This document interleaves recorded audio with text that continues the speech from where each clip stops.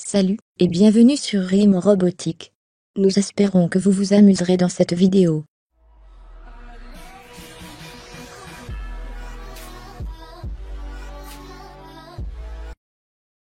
Pour cette application, je ne vais pas utiliser le logiciel Isis parce que tout simplement le câblage n'est pas du tout réel dans le logiciel.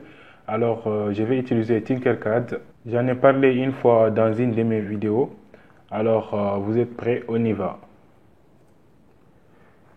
D'abord on entre dans le site. On va se connecter directement puisque j'ai déjà un compte. Si vous ne l'avez pas, vous devez en créer. Et si besoin est, vous pouvez revoir la vidéo sur la simulation sur Tinkercad. Maintenant, on va sur le dashboard, on va partir dans circuit et créer un nouveau circuit. Bon, tout est en anglais, mais c'est de l'anglais, comment dire, scientifique, donc c'est pas trop difficile. Maintenant, nous allons sélectionner nos composants. D'abord, on commence par la breadboard. Ensuite, on va aller sélectionner une résistance, non, le bouton poussoir. Maintenant, avec le bouton poussoir, il doit être relié avec une résistance d'1 kg. En pull down, ça veut dire que lorsqu'on n'appuie pas sur le bouton poussoir, il est à 0. Mais lorsqu'on appuie dessus, il nous donne à 1, logique. Donc 5 volts. Et on va essayer de connecter la partie négative de la résistance avec le négatif. On va sélectionner une LED. C'est cette LED qui sera allumée lorsqu'on clique sur le bouton poussoir. Donc, on va la protéger elle aussi avec une résistance parce que comme je l'ai dit la dernière fois, si on ne la protège pas, ça risquerait de griller à cause du courant. Donc, on va faire une petite rotation.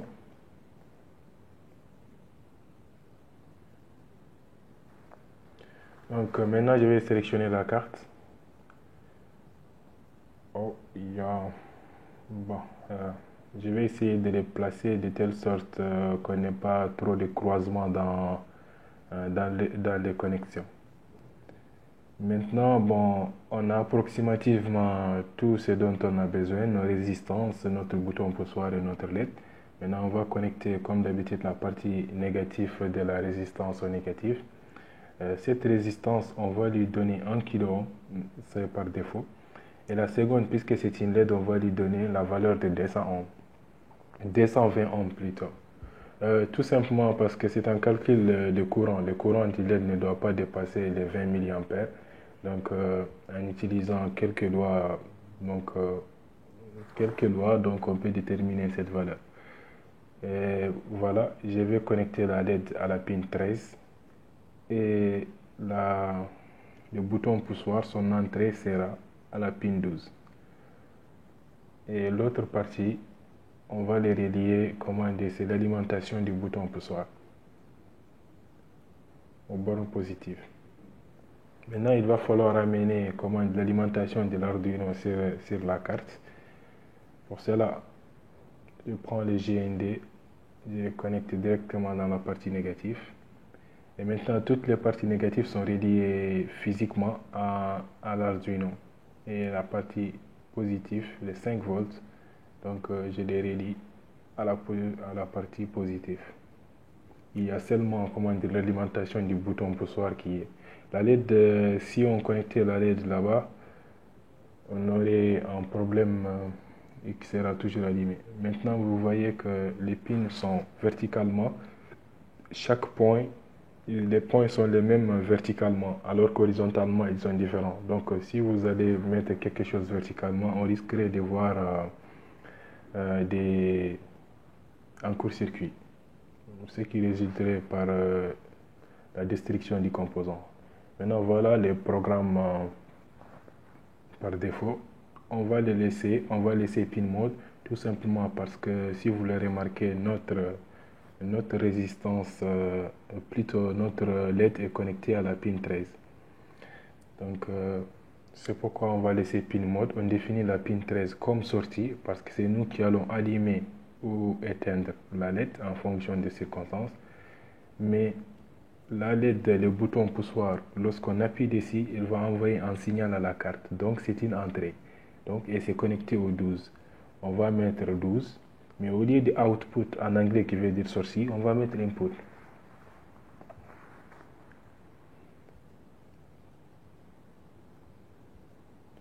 Voilà, maintenant on va passer, comment dire, au programme. On va commencer par faire, on va commencer par faire sans mémorisation. Lorsqu'on clique sur le bouton poussoir, on va l'allumer et lorsqu'on relâche, on l'éteint.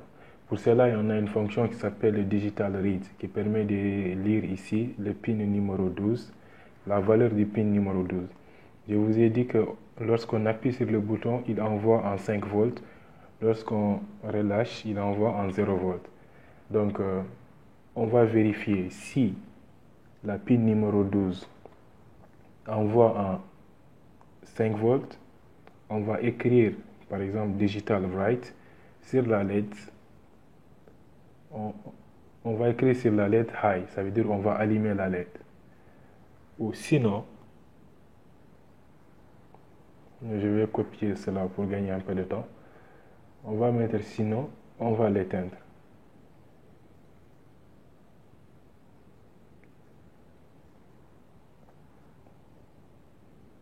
Ah, désolé, j'ai mis 12, mais la LED était connectée au pin numéro 13. Donc, des petites erreurs comme ça arrivent tout le temps dans la programmation, donc il faut y faire attention parce que des fois, c'est pas évident de les voir. Et voilà. Maintenant, essayons de simuler cela. On va voir. Je vais essayer de cliquer sur le bouton poussoir. Je clique et je maintiens, vous voyez que ça s'allume. Mais une fois que je relâche, la lampe s'éteint. Une fois que je clique et je relâche, ça s'éteint. Maintenant, on va essayer de modifier le programme de telle sorte qu'on va avoir l'état enregistré. Si je clique, il va s'allumer, mais tant que je ne reclique pas dessus, comment dire, ça ne va pas, ça va rester allumé. Et s'il est éteint aussi, c'est la même chose. Donc, pour cela, on va devoir intégrer une variable. Ça veut dire comme une case dans laquelle qui contient l'état de notre bouton poussoir. Alors, au lieu de mettre digital write ou digital read, je vais effacer tout ça. L'idée, ce serait par exemple de prendre dans digital read, on va vérifier la valeur de l'état. L'état, s'il est égal à 0, ça veut dire que la lampe est éteinte. On va donner une valeur de 1, ça veut dire là, on va allumer la lampe. Mais pour que cette condition soit vérifiée, il va falloir qu'on ait appuyé sur le bouton poussoir. Donc, on met état à 1. Donc, ça veut dire qu'on allume la lampe si elle est éteinte.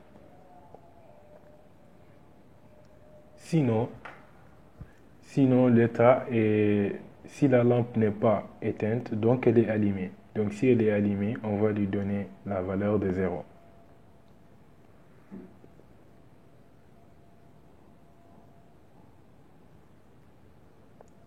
Donc, on va éteindre la lampe.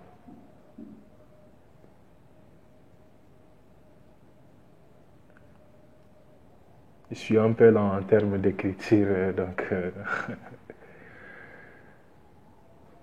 Maintenant, il y a un phénomène qui est un peu dur à cerner dans les premiers, lorsqu'on est débutant.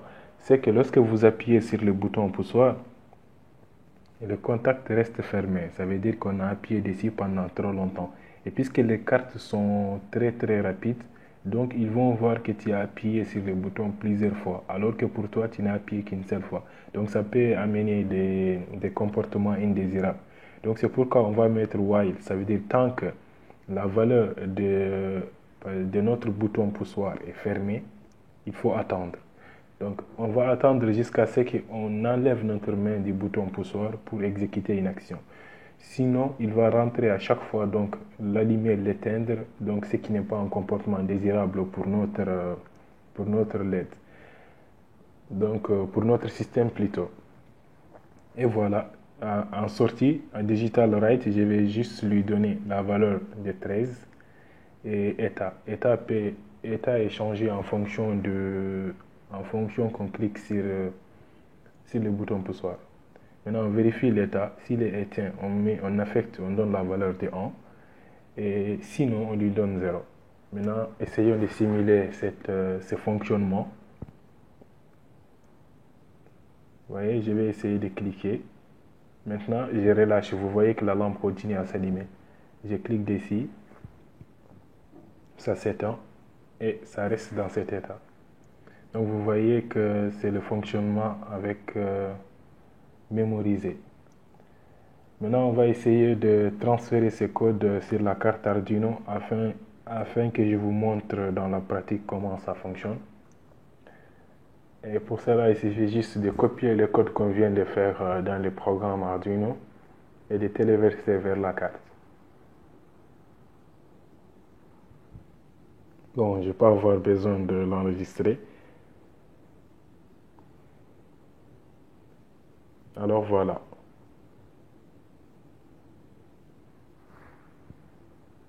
Vous voyez que la carte est connectée au COM numéro 3.